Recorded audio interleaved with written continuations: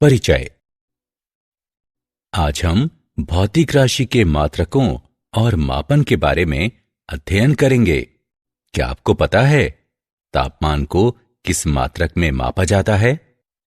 हाँ सर, तापमान को सेल्सियस में मापा जाता है। बहुत अच्छे, लेकिन तापमान का मानक मात्रक केल्विन है। लेकिन सर, हमें प्रत्येक राशि के लिए मानक मात्रक की जरूरत क्यों होती है? किसी राशि को अंतरराष्ट्रीय और वैश्विक रूप से मापने के लिए हम एक मानक मात्रक का प्रयोग करते हैं। अब आइए हम मात्रकों और मापन एवं संबंधित शीर्षकों का अध्ययन करें। उद्देश्य। इस पाठ के अंत में आप निम्न करने में सक्षम हो जाएंगे: मात्रकों और मापनों को परिभाषित करना, लंबाई के मापन को समझना, द्रव्यमान मापना, समय मापना, त्रुटियों का विश्लेषण करना, महत्वपूर्ण आंकड़ों को समझना, विमीय सूत्रों और समीकरणों को लिखना और वित्तीय विश्लेषण को समझना। मात्रक और मापन। भौतिकी के अध्ययन में मापन बहुत अधिक महत्वपूर्ण है। किसी भौतिक राशि के मापन में निम्न की जरूरत होती है: एक मानक उस रूप में जिसमें राशि को मापा जाना है, आंकिक मान जो ये प्रदर्शित करे कि भौतिक राशि में मानक कितनी बार आता है। मात्रकों को दो वर्गों में वर्गीकृत किया जाता है। वे इस प्रकार हैं: मूल मात्रक और व्युत्पन्न मात्रक। मूल राशियों के मात्रक मूल मात्रक कहलाते हैं। ऐसे मात्रक जो किसी भी आंकिक मान को शामिल किए बिना मूल मात्रकों की सहायता से व्युत्पन्न किए जाते हैं, व्युत्पन्न मात्रक कहलाते हैं। मात्रकों की अंतरराष्ट्रीय प्रणाली। लंबाई, द्रव्यमान और समय के लिए अंतरराष्ट्रीय रूप से 4 प्रणालियां हैं: MKS यानी मीटर किलोग्राम सेकेंड, CGS यानी सेंटीमीटर ग्राम सेकेंड, FPS यानी फुट पाउंड सेकेंड, SI यानी मात्रकों की अंतरराष्ट्रीय प्रणाली। सभी भौतिक राशियों के मात्रक मात्रक की SI प्रणाली में प्राप्त किए जाते हैं। लंबाई का मापन। जैसा कि आप जानते हैं, मीटर पैमाना, वर्नियर कैलिपर्स, स्क्रू गेज आदि लंबाई के मापन हेतु हैं। हम निम्न के लिए कुछ अप्रत्यक्ष विधियों का प्रयोग करते हैं: लंबी दूरियों को मापना और बहुत छोटी दूरियों को मापना। बहुत अधिक दूरी मापने के लिए लंबन विधि का प्रयोग किया जाता है। उदाहरण के लिए, पृथ्वी और चंद्रमा के मध्य की दूरी। आइए इसे एक उदाहरण से समझें। एक लड़की 2 अलग अलग बिंदुओं P और Q से एक दीवार पर छड़ को देख रही है। वो ध्यान देती है कि छड़ की स्थिति दीवार के सापेक्ष बदलती हुई प्रतीत होती है। इसे लंबन कहा जाता है। P और Q के मध्य की दूरी आधार कहलाती है। बहुत छोटी दूरियों को मापने के लिए टनलिंग माइक्रोस्कोपी का प्रयोग किया जाता है, क्योंकि इसकी विभेदन क्षमता बहुत उच्च होती है। उदाहरण के लिए, एक अणु के आकार की गणना। द्रव्यमान का मापन। किसी पिंड के द्रव्यमान को पिंड में मौजूद द्रव्य की मात्रा के रूप में परिभाषित करते हैं। द्रव्यमान से संबंधित 2 महत्वपूर्ण भौतिक राशियां हैं। ये राशियां हैं जड़त्वीय द्रव्यमान और गुरुत्वीय द्रव्यमान। जड़त्वीय द्रव्यमान: पिंड का द्रव्यमान पिंड के जड़त्व की माप द्वारा निर्धारित किया जाता है। पिंड का द्रव्यमान जितना अधिक होता है, पिंड में दिया गया त्वरण उत्पन्न करने के लिए उतने ही अधिक बल की आवश्यकता होती है। F बराबर ma, m बराबर F/a। किसी पिंड के जड़त्वीय द्रव्यमान को मापने के लिए हम जड़त्वीय तुला को उपयोग में लाते हैं। गुरुत्वीय द्रव्यमान, यह पिंड का वह द्रव्यमान है जो पृथ्वी के कारण इस पर कार्यरत गुरुत्वीय खिंचाव को निर्धारित करता है। पिंड के गुरुत्वीय द्रव्यमान को मापने के लिए हम सामान्य तुला का प्रयोग करते हैं। किसी वस्तु का द्रव्यमान इसके द्रव्यमान की ज्ञात द्रव्यमानों से तुलना करके ज्ञात करते हैं। परमाणुओं और अणुओं के संदर्भ में द्रव्यमान का मानक मात्रक एकीकृत परमाणविक द्रव्यमान मात्रक U है। एक एकीकृत परमाणविक द्रव्यमान मात्रक बराबर 1U बराबर कार्बन -12 समस्थानिक के एक परमाणु के द्रव्यमान का 1/12 जिसमें इलेक्ट्रॉनों का द्रव्यमान शामिल है, बराबर 1.66 गुणे 10⁻⁻27 किलोग्राम। समय का मापन, ऐसी घटना जिसकी पुनरावृत्ति होती है समय की माप के रूप में प्रयोग की जा सकती है। मापन पुनरावृत्तियों की गिनती पर आधारित होता है। मात्रकों की सभी प्रणालियों में समय का मात्रक सेकंड है। समय अंतराल को मापने के लिए कुछ तकनीकें इस प्रकार हैं। विद्युतीय दोलित्र, ये प्रत्यावर्ती धारा आपूर्ति या 50 हर्ट्ज आवृत्ति का उपयोग करते हैं। एक समय पैमाना प्राप्त करने के लिए इस प्रत्यावर्ती धारा पर संचालित समकालिक मोटर का प्रयोग किया जाता है। विद्युत चुंबकीय दोलित्र, एक अर्धचालक उपकरण द्वारा बहुत उच्च आवृत्ति के विद्युत चुंबकीय दोलन उत्पन्न किए जाते हैं। ऐसे दोलनों की लघु समयावधि का उपयोग लघु समय अंतरालों को मापने के लिए किया जा सकता है। क्वार्ट्ज क्रिस्टल घड़ियां, क्वार्ट्ज क्रिस्टल घड़ी प्याजो विद्युत प्रभाव प्रदर्शित करती हैं। उत्पन्न दोलनों का उपयोग समय अंतरालों को मापने के लिए किया जा सकता है। परमाणविक घड़ियां, इन घड़ियों को परमाणुओं के भीतर आवर्ती कंपनों को मापने हेतु उपयोग में लाया जाता है। रेडियो एक्टिव तिथि, समय बीतने के साथ साथ जिन रेडियो एक्टिव परमाणुओं का क्षय हो चुका है उनसे मौजूद परमाणुओं की संख्या के अनुपात को नोट करके लंबे समय अंतरालों को मापने के लिए इस तकनीक का प्रयोग किया जाता है। जीवाश्मों की आयु का अनुमान लगाने के लिए कार्बन का उपयोग किया जाता है। त्रुटि, किसी माप उपकरण द्वारा प्रत्येक मापन के परिणाम में कुछ अनिश्चितता होती है।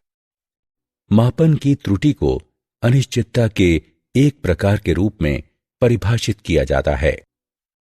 एक मापन की शुद्धता वो माप होती है जो ये बताती है कि मापा गया मान राशि के वास्तविक मान के कितना निकट है।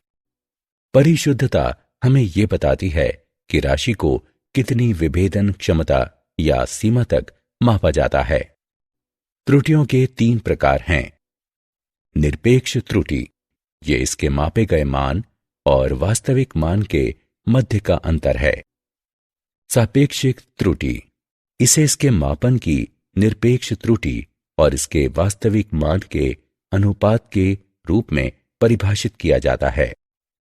प्रतिशत त्रुटि, ये 100 के साथ इसकी सापेक्षिक त्रुटि का गुणनफल है। उदाहरण, आइए त्रुटियों का एक उदाहरण लें। एक संधारित्र की धारिता C बराबर 2.0 प्लस या माइनस 0.1 माइक्रोफैरड, जैसे V बराबर 20 प्लस या माइनस 0.2 वोल्ट की वोल्टता तक आवेशित किया जाता है। संधारित्र पर कितना आवेश Q होगा? उपयोग करें Q बराबर CV। आइए हल देखें। Q बराबर CV गणना करने पर हमें प्राप्त होता है Q बराबर 40 गुणे 10⁻⁻6 कूलॉम। C में त्रुटि बराबर 2 में 0.1 भाग बराबर 5%।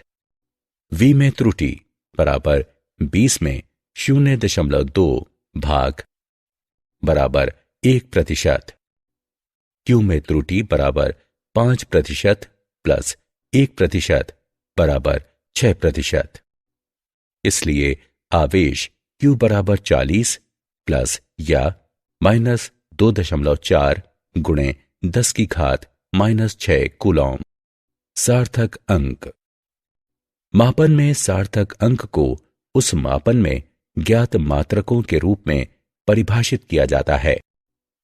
किसी मापन में सार्थक अंकों की संख्या इसकी शुद्धता के स्तर को प्रदर्शित करती है। इसका अर्थ है मापन में सार्थक अंकों की संख्या जितनी अधिक होती है उस मापन की शुद्धता उतनी ही अधिक होती है। आइए एक उदाहरण लें। 1000 सबसे परिशुद्ध है क्योंकि इसमें 4 सार्थक अंक हैं।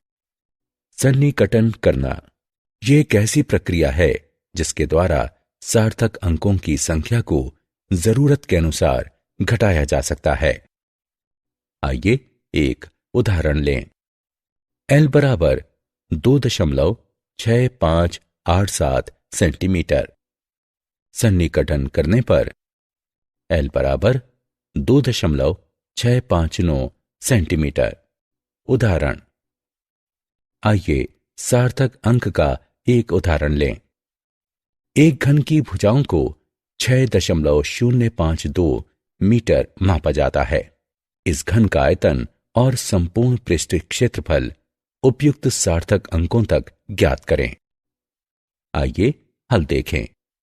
आयतन बराबर लंबाई गुणा चौड़ाई गुणे ऊंचाई। गणना करने पर हम प्राप्त करते हैं V बराबर 221.665 घन मीटर। गुणनफल के मापे गए घटकों में से प्रत्येक में सार्थक अंकों की संख्या 4 है। इस प्रकार आयतन का गणना किया गया मान केवल 4 सार्थक अंकों में होना चाहिए। इस प्रकार V बराबर 221.7 घन मीटर। संपूर्ण पृष्ठ क्षेत्रफल बराबर 6 फलकों का पृष्ठ क्षेत्रफल। गणना करने पर हमें प्राप्त होता है S बराबर 219.76 वर्ग मीटर। प्रत्येक गुणनफल 4 सार्थक अंकों वाले घटक हैं। अंतिम परिणाम भी 4 सार्थक अंकों में होना चाहिए। इस प्रकार S बराबर 219.8 वर्ग मीटर।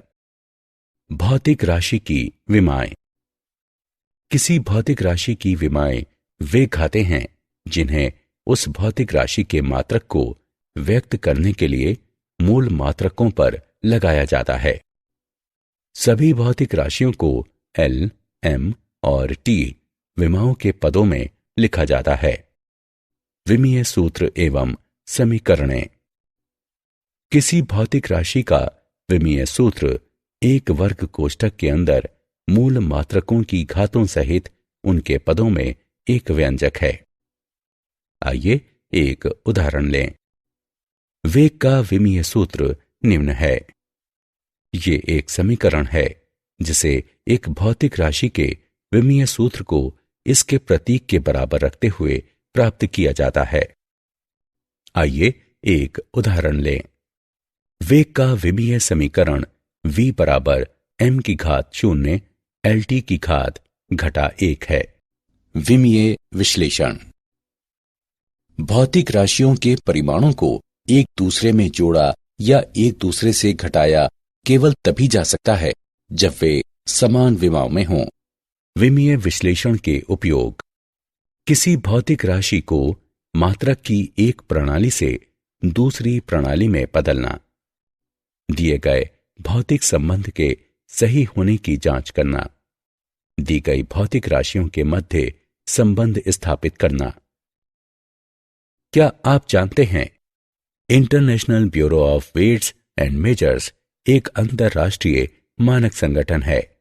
ऐसे 3 संगठनों में से एक मात्रकों की अंतरराष्ट्रीय प्रणाली SI की देखरेख हेतु गठित की गई है। संगठन को सामान्यतः इसके फ्रांसीसी नाम BIPM से जाना जाता है। 1893 में शिकागो में धारा और प्रतिरोध के लिए जिन विद्युत मात्रकों को अपनाया गया उन्हें अंतर्राष्ट्रीय कहा जाता है और अंतर्राष्ट्रीय एम्पियर और अंतर्राष्ट्रीय ओम की परिभाषाओं की पुष्टि 1908 में लंदन के अंतर्राष्ट्रीय सम्मेलन में की गई। परिभाषित किए जाने के लिए तापमान पैमानों के प्रयोग करने का तरीका ऊष्मागतिकी तापमान को व्यक्त करने के लिए ये सामान्य विधि है।